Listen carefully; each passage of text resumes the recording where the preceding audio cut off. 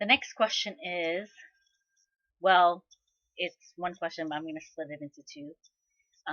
When you think about the Vietnamese diaspora, what intentions, hopes, or dreams did you have back then when the Union of Vietnamese was formulating? Um, we were hoping for the end of the war. Is mainly the end of the war, and it's also a contribution to the peace movement in the U.S. and to show that the war path of the U.S. history, like since the beginning of the 20th century, uh, the U.S. is constantly at war with a lot of countries, and every year you have a war with some country, and so the mentality of war adding supporting the U.S. economy is becoming very destructive for the U.S. During the war in Vietnam.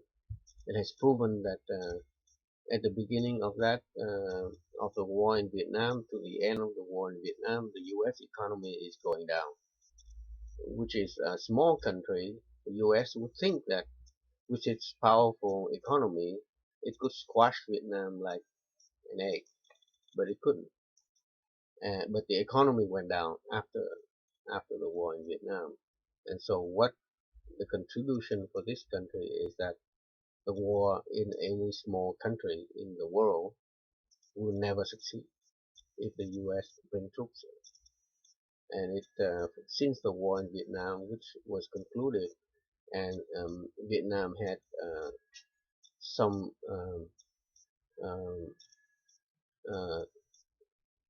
assessment of how the National Liberation Front would um, address with the U.S. Expeditionary troops, is that the U.S. expeditionary troop will never win anywhere if it landed outside the U.S. And it bought true. Now that it is proven that if the U.S. troops is used in any country, it would not win the war.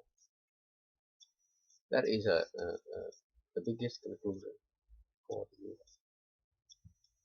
Now that after the war, the movement, anti-war movement in the U.S. has another task of proving that the cost of the war is not during the hot war, but after the war. After the war would cost like 1,000 times more. And at one time, people would ask us, what is the cost of the post-war in Vietnam was like? And so now we know that just Agent Orange problem, it costs like 1,000 times more. Not only for the U.S. Veterans, but also for Vietnamese Americans, Vietnamese everywhere, and all the U.S. allies. So that campaign is also to help um, telling the U.S. mainstream that war will not bring prosperity. So when you think about the Vietnamese in the diaspora, what intentions or hopes or dreams do you have today? Um, Today, the end of the war in Vietnam, which means that we fought for normalization, and normalization happened. We fought for people' right uh, uh, to speak freely, and also that would help the Vietnamese community getting out of poverty, end of the war, reconciliation with the people in Vietnam, and also that the connection in economy of Vietnam and the Vietnamese community in the U.S. will create wealth for both.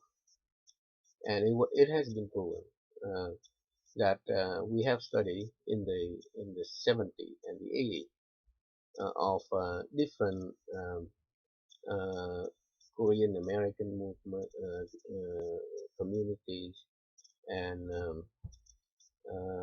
Japanese Americans and Chinese Americans and Taiwanese, and the connection between the Taiwanese American, Chinese American to their own country, um, and Vietnamese would bring prosperity to the Vietnamese American community, because at this point the Vietnamese community in this country do, does not hold any industry in their hand except for nail salon industry, which is now not very good.